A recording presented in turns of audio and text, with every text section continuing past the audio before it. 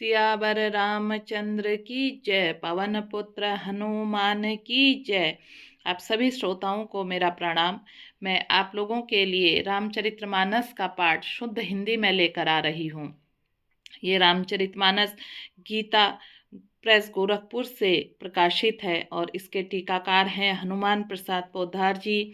और इस कलयुग में अगर आप लोगों को समय नहीं भी हो पा रहा है तो आप इसका पाठ मात्र अगर सुन भी लेते हैं, इसका पाठ सुनने मात्र से ही इसका फल बताया गया है। इस पाठ का अगर आप मैं इस समय बालकांड का पाठ कर रही हूँ और आप इसकी चौपाइयाँ केवल सुनते हैं, उनका अर्थ पता नहीं है, तो ये हमारे लिए वो औषधि नहीं बन पाएगी। अगर हमें उन चौपाइयों का अर्थ भी मिल जाए तो हमारे लिए ये एक तरह से घर में ही हमारे लिए सब कुछ प्राप्त हो जाएगा। तो शुरू करते हैं हम आज का पाठ।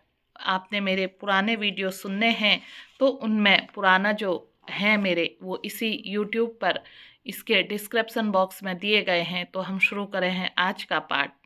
एक बार फिर से बोलेंगे, सियावर रामचंद्र की जय, पवन पुत्र हनुमान की जय।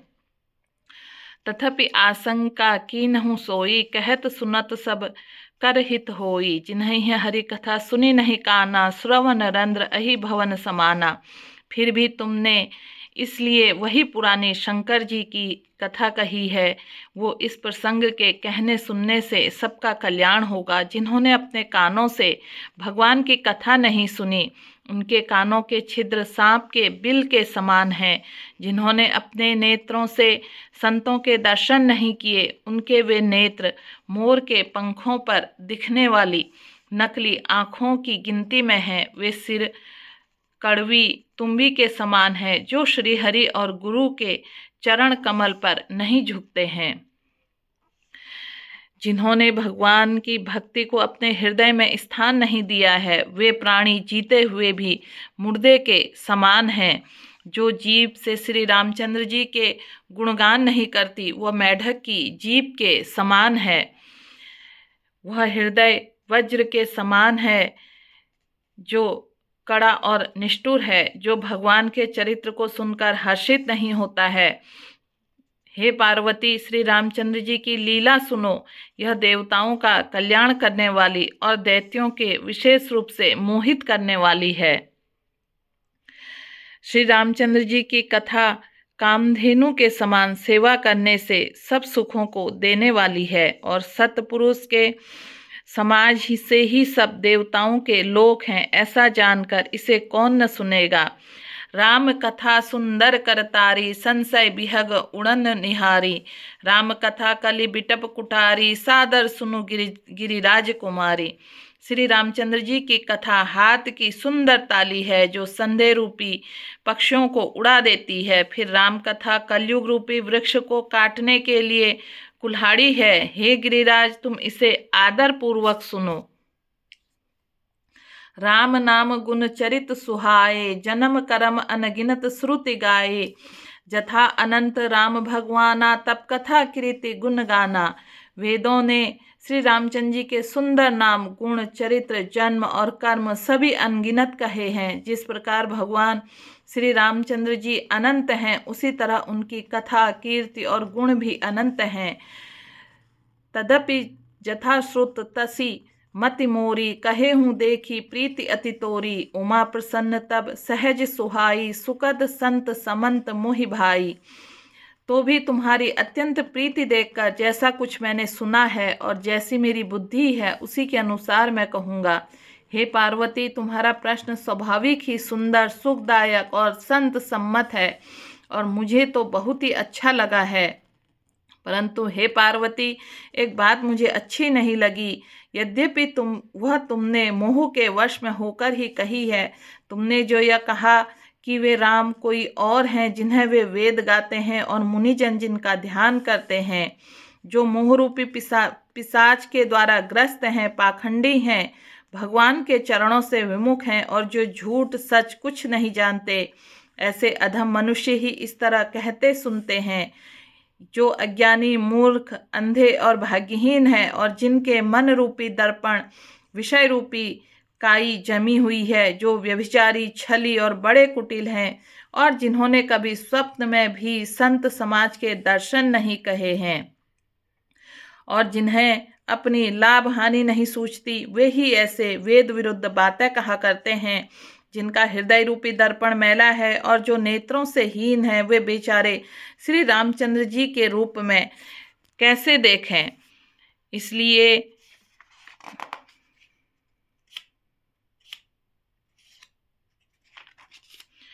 जिनको निर्गुण सगुण का कुछ भी विवेक नहीं है, जो अनेक मनगढ़ंत बातें बका करते हैं, जो श्री हरि की माया के वश में होकर जगत में जन्म मृत्यु के चक्र में भ्रमित फिरते हैं, उनके लिए कुछ भी कह डालना असंभव नहीं है।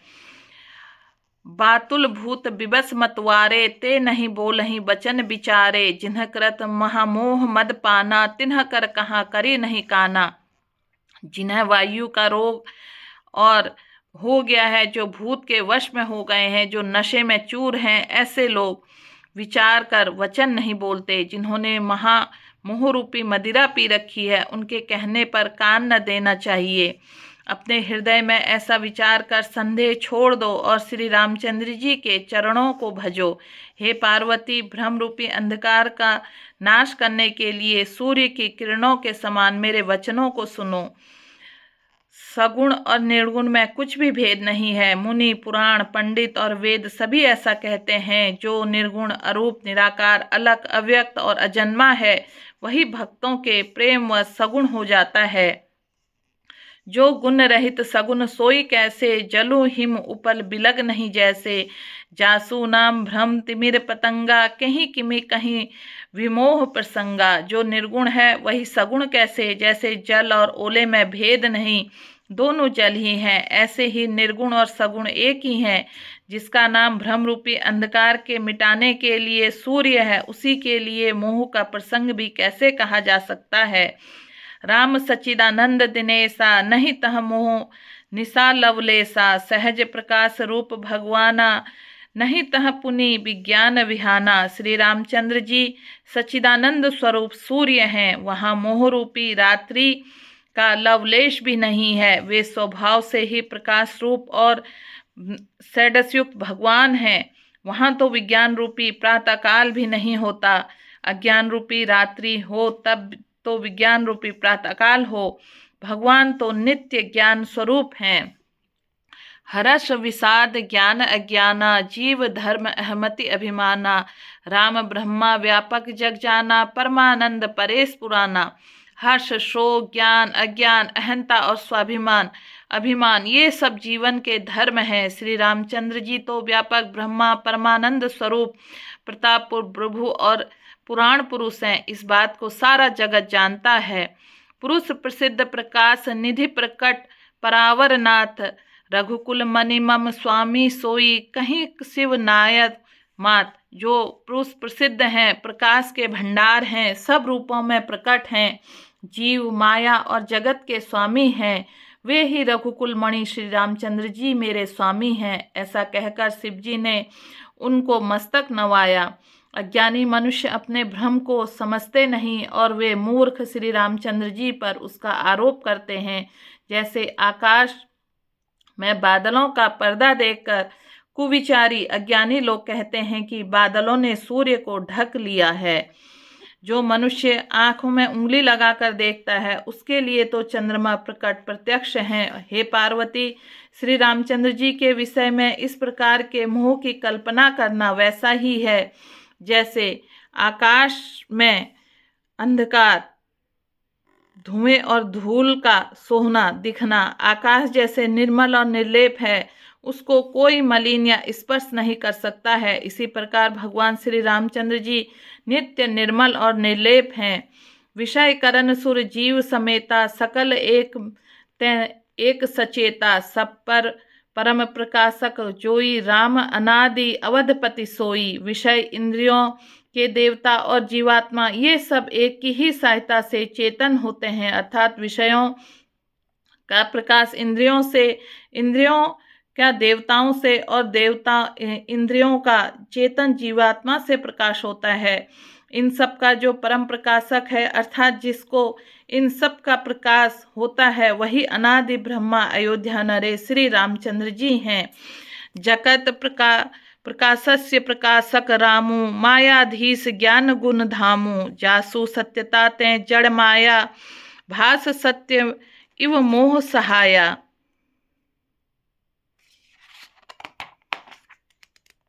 आपकी चंद्रमा की किरणों के समान शीतल वाणी सुनकर मेरा अज्ञान रूपी शरद ऋतु क्वार की धूप भारी ताप मिट गया है। हे कृपालु, आपने मेरा सब संदेह हर लिया है। अब श्री रामचंद्र जी का यथार्थ स्वरूप मेरी समझ में आ गया। नाथ कृपा अब गयऊँ विषादा, सुखी भयऊँ प्रभु चरण प्रसादा। अब मोही आपने किंकरी जानी, यद्यपि सहज जड़ नरे नारी अयानी। हे नाथ, आपकी कृपा से अब मेरा विषाद जाता रहा है। आपके चरणों के अनुग्रह से मैं सुखी हो गई हूँ। यद्यपि मैं स्त्री होने के कारण स्वभाव से ही मूर्ख और ज्ञानहीन हूँ, तो भी अब आप मुझे अपनी दासी जानकर प्रथम जो मैं पूछा सोई कहूँ हूँ। जो मैं मोर पर प्रसन्न प्रभु अहूँ। राम ब्रह्मामय चिन्मय अविनाशी, सर्वरहित सब उर्पुरवासी। हे प्रभु, यदि आप मुझ पर प्रसन्न हो तो जो बात मैंने पहले आपसे पूछी थी वही कहिए। यह सत्य है कि श्री रामचंद्र जी ब्रह्मा हैं, चिन्मय हैं, ज्ञान स्वरूप हैं, अविनाशी हैं, सबसे रहित हैं और अपने सबके हृदय रूपी नगरी में निवास करने वाले हैं। नाथ धरेऊ नर तनु कहीं हेतु मुहि समझाई, कहूँ ब्रश केतु उमा वचन सुनी परम विनीता। राम कथा पर प्रीति पुनीता, फिर भी हे नाथ, उन्होंने मनुष्य शरीर किस कारण धारण किया। हे धर्म की ध्वजा धारण करने वाले प्रभु, मुझे ही समझा कर कहिए। पार्वती के अत्यंत नम्र वचन सुनकर और श्री रामचंद्र जी कथा को उनका विशुद्ध प्रेम देख कर ही हर से कामारी तब शंकर सहज सुजान, बहुविधि उमा ही प्रशंसति पुनि बोले कृपा निधान। तब कामदेव के शत्रु स्वाभाविक ही सुजान कृपा निधान शिव जी मन में बहुत ही हर्षित हुए और बहुत प्रकार से पार्वती की बड़ाई करके फिर बोले।